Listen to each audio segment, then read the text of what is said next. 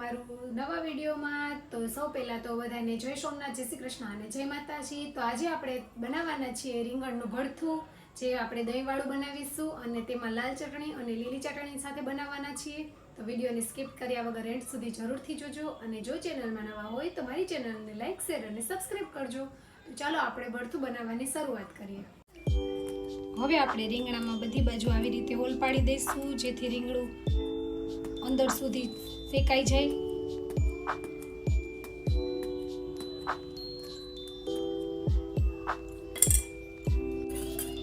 તો આપણે તેલ લગાડી લઈશું રીંગણામાં બધી બાજુ। તો આપણે રીંગણને શેકવા મૂકી દઈશું।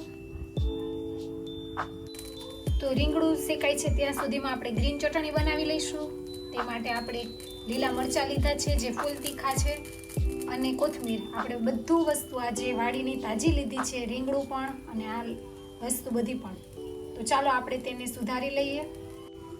સૌથી પહેલાં તો આપણે મરચાંને ઝીણું ઝીણું કટ કરી લઈશું।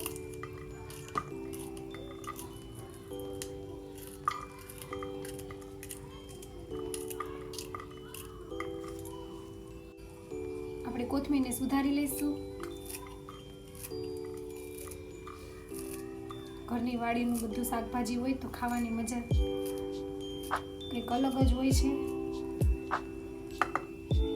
તો આપણે ધાણા અને મરચું સુધારી લીધું છે। હવે આપણે બધું ખાંડણીમાં નાખી દઈશું। આપણે વાટવાનું છે। હવે આપણે બધું વાટી લઈશું।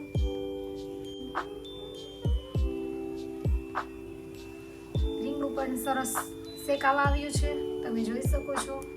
હું તમને નજીકથી બતાવું।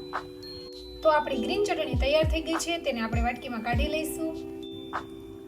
તો સરસ ને ગ્રીન ચટણી આપણી બની ગઈ છે। હવે આપણે રેડ ચટણી બનાવીશું। તો રેડ ચટણી બનાવવા માટે આપણે લસણ લઈશું। લસણને વાટી નાખીશું।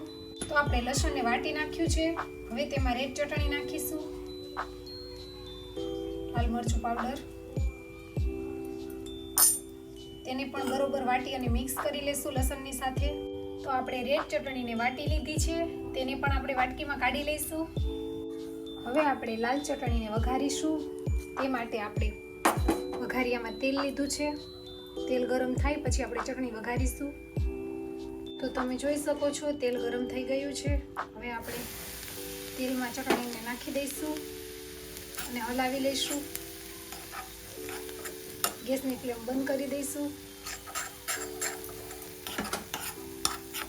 તો આપણી લાલ ચટણી તૈયાર છે।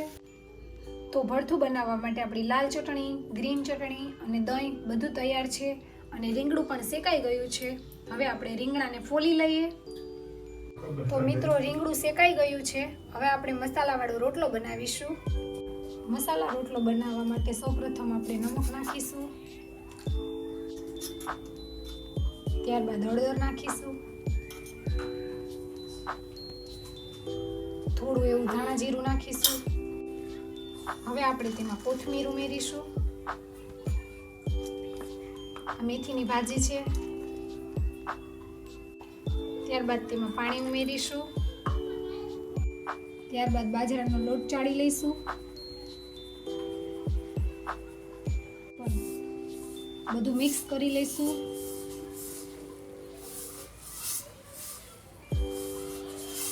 શિયાળામાં આ રોટલો ખાવાની ખૂબ જ મજા આવે છે, તેમાંય દહીંવાળા ઓરા સાથે ખાવાની તો ખૂબ જ મજા આવે છે। રોટલાને મસળી લઈશું। જેમ રોટલાને મસળીએ તેમ રોટલાનો સ્વાદ સરસ આવે છે।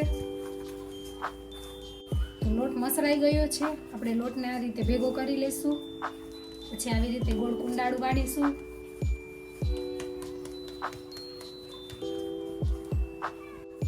હવે આપણે આવી રીતે કુંડલો વાળીશું,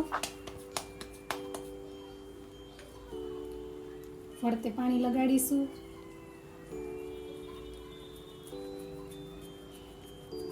આવી રીતે કુંડલાને મોટું કરતા જઈશું।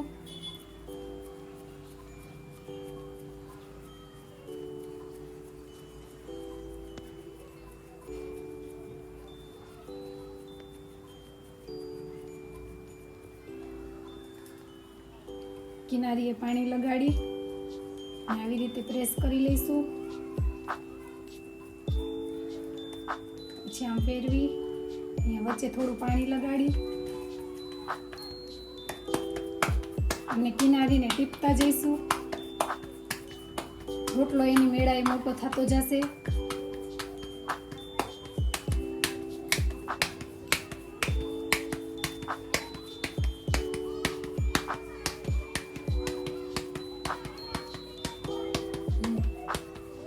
બની ગયો છે. આપણે તેમાં તાવડીમાં નાખી દઈશું.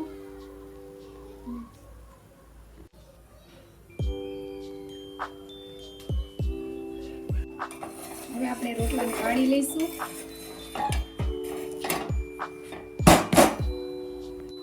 હું તમને નજીકથી રોટલો બતાવું કેટલો મસ્ત લાગે છે.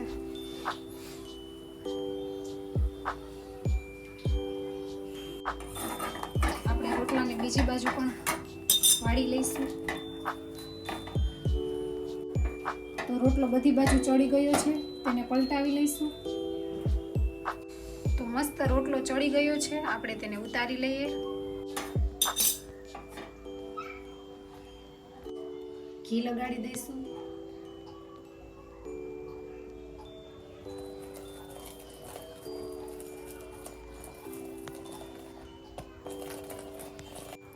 તો મસ્ત મજાનો મસાલા રોટલો તૈયાર છે. તો દહીંવાળો ઓરો બનાવવા માટે બધી સામગ્રી તૈયાર થઈ ગઈ છે. લાલ ચટણી, લીલી ચટણી, દહીં અને શેકેલા રીંગણા. તો ચાલો આપણે હવે બંને ચટણીવાળો ઓરો બનાવીએ. પહેલાં આપણે લીલી ચટણીવાળો ઓળો બનાવીશું. તો પહેલાં થોડું શેકેલું રીંગણું લઈ લેશું.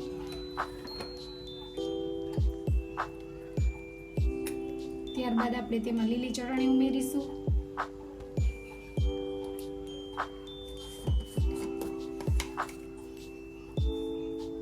તેમાં સ્વાદ અનુસાર નમક ઉમેરીશું. ત્યારબાદ દહીં નાખીશું.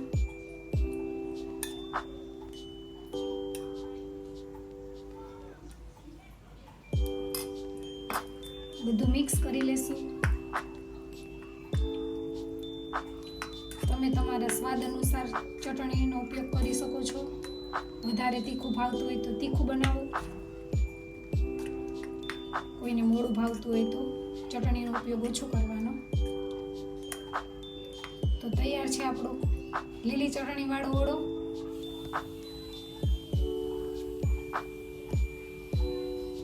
આપણે લાલ ચટણીવાળો ઓળા બનાવીશું. તે માટે આપણે શેકેલું રીંગણું લઈશું.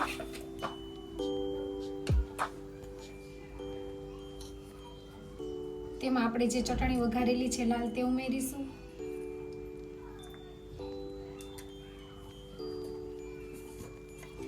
સ્વાદ અનુસાર નમક ઉમેરીશું.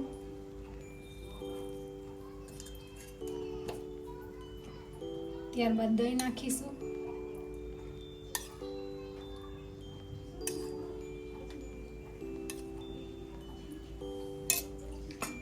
તેને પણ મિક્સ કરી લઈશું.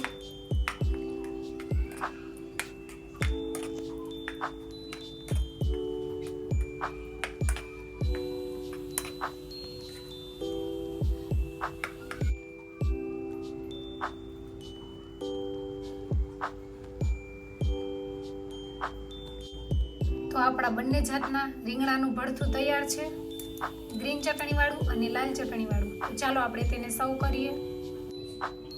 તો બાજરાનો રોટલો, લીલી ચટણીવાળો ઓળો, લાલ ચટણીવાળો ઓળો, આપણે કોઠીંબડાની કાચરી છે અને એક લીલું મરચું છે.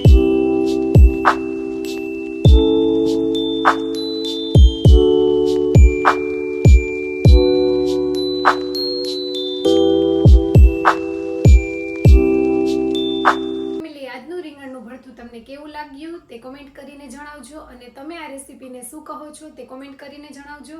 અને મારી ચેનલમાં નવા હોય તો ચેનલને લાઈક, શેર અને સબસ્ક્રાઇબ કરવાનું ભૂલતા નહીં. મળશું આવી નવી રેસીપી સાથે. આવજો. જય સોમનાથ.